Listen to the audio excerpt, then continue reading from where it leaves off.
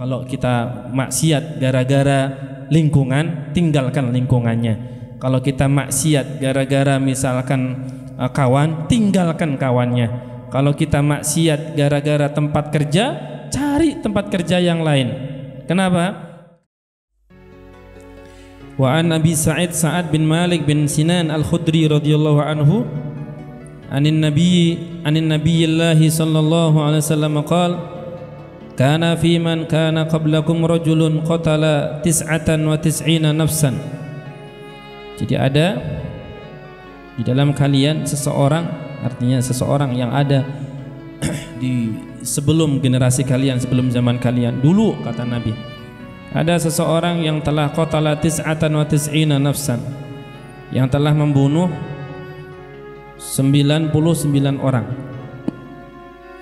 Fasa'ala an a'lami ahlil ard, kemudian dia bertanya tentang siapa yang paling ngerti di antara penduduk bumi ini. Fadulla ala rahib, kemudian ditunjukkan orang tersebut kepada seorang pendeta. Fa'atahu, kemudian dia mendatangi pendeta tersebut. Faqala innahu qatala 99 nafsan, bahwasanya dia telah membunuh 99 orang. Fahal lahu min taubah, apakah ada kesempatan untuknya untuk bertaubat? Faqala rahib, la, tidak. Faqatalahu, akhirnya karena merasa ternyata aku sudah tidak diterima taubatku oleh Allah, maka pendeta itu langsung dibunuh oleh laki-laki itu. Akhirnya 99 tambah 1 genap menjadi 100. Faqatalahu fakammala biha mi'ah.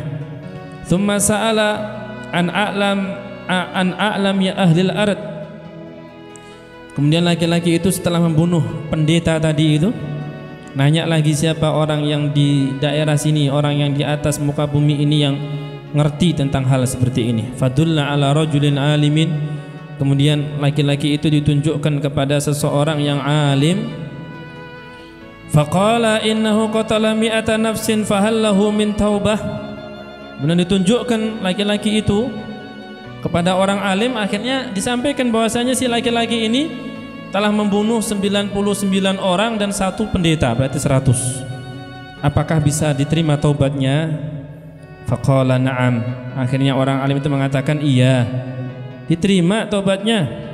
Wa man yahulu bainahu wa baina taubah, siapa yang bisa menghalangi antara dia dengan taubatnya? Siapa yang bisa menghalang-halangi antara laki-laki itu dengan taubatnya? Artinya nggak ada yang bisa menghalangi. Kalau orang mau bertobat, siapapun nggak bisa menghalangi. Kalau orang mau sungguh-sungguh kembali kepada Allah, maka tidak ada yang bisa menghalangi. Maksudnya seperti itu. Kemudian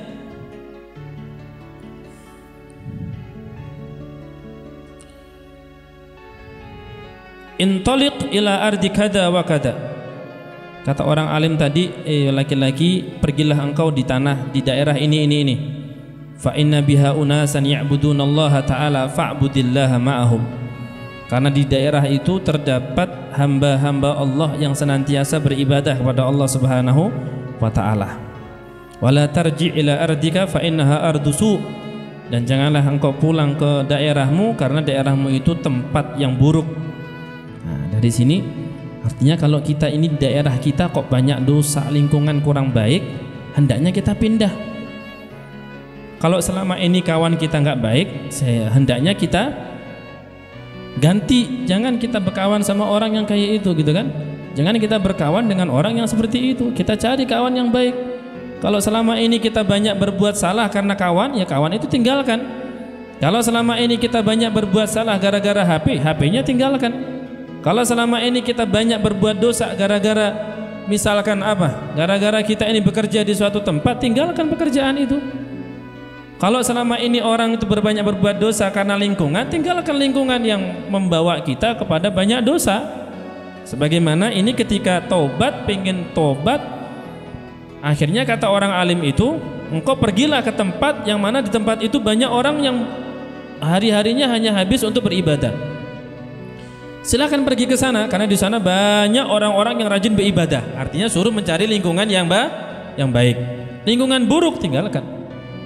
Wala tarji ila ardika fa innaha ardusu, kata orang alim itu. Kalau sudah ke sana jangan pulang lagi, karena daerahmu itu daerah yang kurang baik. Ya, fantalaqa hatta idza nasafat tariqa atahul maut. Akhirnya dia pergilah ke tempat tadi yang ditunjukkan sama orang alim. Dia menuju ke daerah yang di situ banyak orang ahli ibadah. Di tengah jalan mati itu orang. Fakhtasamat fihi malaikatur rahmah wa malaikatul adab. Di tengah-tengah jalan orang ini meninggal. Akhirnya malaikat yang pembawa rahmat dan malaikat yang pengatur adab ini pada berseteru. Ya, berseteru. Kata malaikat pembawa rahmat, faqalat malaikatur rahmah jaa taiban muqbilan biqalbihi ilallahi ta'ala. Kata malaikat pembawa rahmat, ini orang dari daerahnya menuju ke daerah yang dituju itu, dia dalam keadaan ingin bertobat kepada Allah. Dia menghadap kepada Allah dengan hatinya, dan dia bertobat, benar-benar ingin bertobat kepada Allah. Dibantah sama malaikat pengatur adab. Wa qalat malaikatul adab innahu lam ya'mal khairan qattu. Sesungguhnya dia itu belum pernah sama sekali melakukan kebaikan. Dia belum pernah sama sekali melakukan kebaikan. Kata malaikat pengatur adab, memang gak pernah melakukan kebaikan, membunuh orang sampai 100. Ya. Fa'atahum malakun fi surati adamiyyin faj'aluhu bainahum. Ay hakaman. Hanya datanglah malaikat, ya, menyamar sebagai manusia, sebagai penengah-nengah. Kata malaikat itu, faqala qisu ma bainal ardain. Ayo dihitung mayitnya ini, orang ini, ya, hitung di antara dua bumi, dua tanah, dua daerah. Daerahnya sama daerah yang dia tuju.